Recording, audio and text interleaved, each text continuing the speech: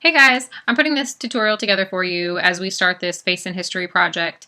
And we're going to talk about a couple different things. First of all, for this project, you're going to use a template in Photoshop, and we haven't done that yet this year. So I'm going to teach you how to do that through this template or through this tutorial. And then also we're going to talk about blending two faces together using not only the mask tool like we've been working on, but also including layer adjustments to better match colors, and also using the burn and dodge tool to make areas darker and brighter. So to get to this Polaroid template, you're going to look on your desktop and there's a folder named templates, and when you double click it, you'll have a lot more templates in there than what I have here, but you're going to double click on the one that says Polaroid template.psd, and that will open up this file for you.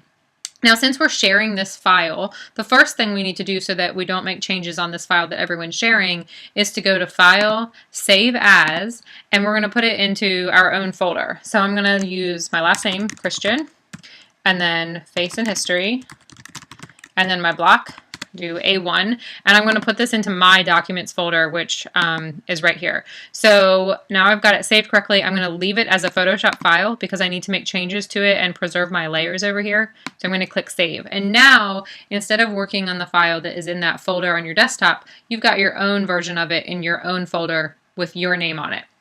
So now any changes you make won't affect the person coming in next to you. So the way this template is set up, we've got our text box here, which we'll get to that later, but the text box is here where you'll type your quote. We've got some layers that are building the template and they have these little locks next to them. So that's the layer can't be changed. So leave those as they are along with this one. And then there's one right here that says double click this to insert your image. So I'm going to double click right here and it opens up this second little image tab and it's named rectangle 11. Yours might be something different, .psb. Now anything changes that we make to this image here and we press save will be reflected onto this area here in our final document. So in this space here, we're going to make some changes. This is where we're going to do our edits. So I've got my pictures already downloaded. So you guys are putting your face on somebody of historical significance, and I am going to combine Brittany Snow and Ashley Olsen. So I'm going to put Ashley Olsen's face onto Brittany Snow. So the first one I'm going to drag in is Brittany. So I'm going to drag her in, and I want her, since she's going to be my final image, I want to make her fill the frame. So I'm going to hold down Shift and drag until she fills up that frame, and then I'm going to decide where she should be in here, and I think maybe about right there.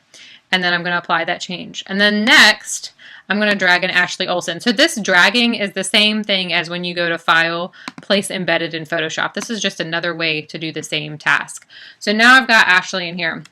Now for this, what I need to do is make Ashley's face the same size as Brittany Snow's. So to do that, I'm going to change the opacity on this layer so that I can see through and see both layers. And then I'm going to hold down Shift and drag. And this is really cool because if you've ever taken, or if you haven't taken an art class and you don't know about facial proportions, we all have the exact same proportions. Our eyes are halfway down between the top of our forehead and our chin.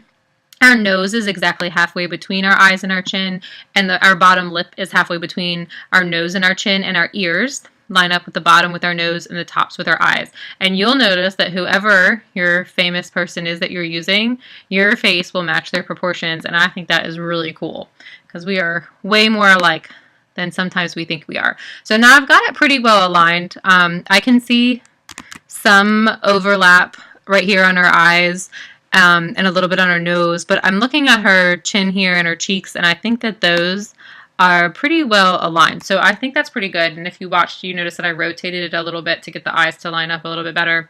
So you can make those adjustments on yours as well. So now that I have it pretty much where I think I want it, I'm going to click the check or double click to apply that change, and then put my opacity back to 100 so that we can't see both layers. And now I'm going to drag the Ashley Olsen layer under the Brittany Snow layer. So now we can no longer see both layers. And on the Brittany Snow layer, since I want to be able to see the Ashley Olsen face, I'm going to click back on her and I'm going to apply a mask. And then get my paintbrush, and remember that black hides, white reveals. So make sure you're on black. You want your brush to be nice, not very hard. You want it to have nice soft edges, and you can have it fairly big so that you can make this process kind of quick.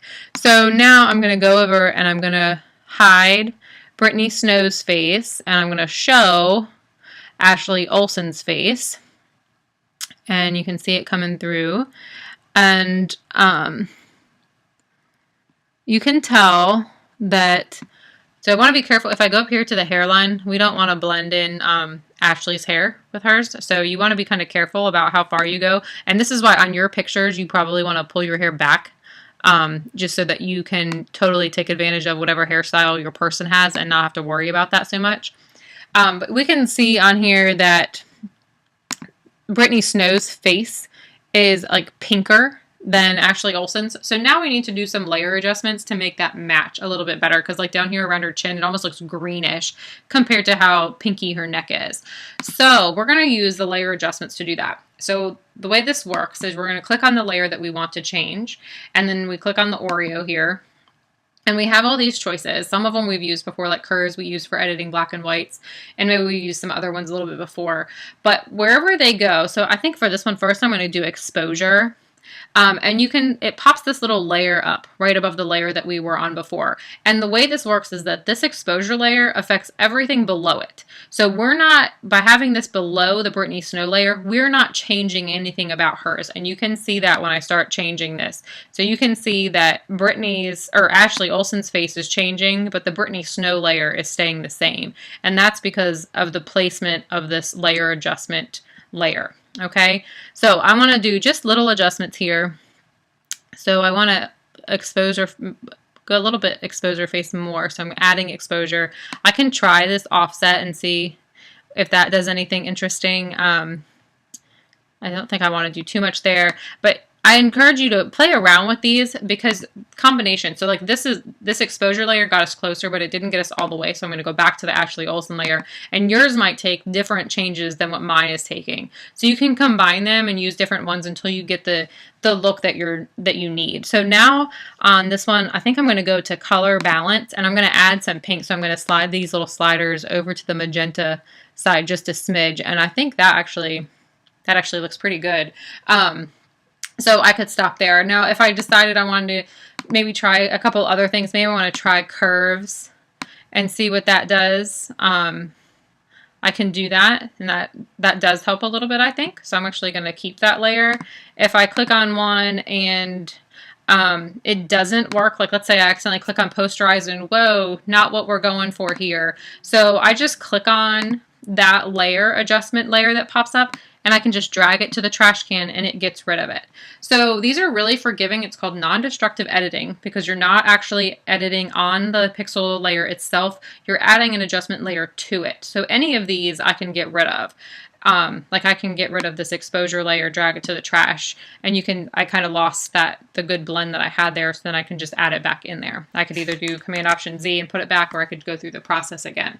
So another thing that you may want to, or that you may need, is burn and dodge. So burn and dodge is over here on your tool panel, and this is a destructive edit. So for this one, we are actually going to make a duplicate layer before we make any edits, because this changes the pixels of your image. It's not the non-destructive editing that the layer adjustments are. So the way you make a duplicate layer is you click on it, drag it to this post-it note, and drop. Now we've got Ashley Olsen and Ashley Olsen copy. So now if I make a mistake on this layer, I can just drag it to the trash and start over. So I'm going to get, I'll start with the burn tool. This image doesn't really need it, but I'll start with the burn tool, and it's probably, so we need to rasterize our object. So I'm going to click OK here. So the burn tool makes areas darker, and for this you're going to want to have 0 hardness, and your brush size probably larger than you want it, larger instead of smaller. So to do this, you just kind of brush, and you can see that it makes an area darker. So use this sparingly. You can see that the more you go over it, the stronger and kind of crazier it gets. So, use it sparingly. So that's the burn tool, makes areas darker. The dodge tool makes areas lighter. So I'm going to change, I'll do this eye this time, and you can see how it's changing it to a lighter color. And the same thing, you can really overdo it if you go over the same area too much. So this is one of those things where you just kind of want to do like a light brush here or there, wherever you might need it to make your image blend nicely with your original image. So obviously we don't want to keep those edits, so I'm going to take this Ashley Olsen copy and drag it to the trash can, and now I've got that layer unchanged. So if I wanted to try again, I would drag it here to duplicate it, and then I can make those changes. So let's say here that we're completely finished. So we need to get this image that we've edited here back onto our template image over here. And the way I'm going to do that is just go to File, Save, or you can do Command S on your keyboard. And then when I click back over here, there it shows up. So that's how that works. So if I needed to make any more edits, I can double click and go back to this image, but I don't need to do that. I've got it just how I want it. And then I'm going to do File Save just to save my work, my progress so far as well. Now we're here at the quote. So to get to the text layer, you're going to click on the text layer and then get the text or the type tool over on your toolbar.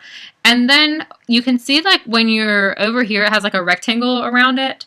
But when I hover over the text, it loses that rectangle. And now I can click here and it makes this text box editable. So I don't have a quote to type in for my example, but you'll have a quote.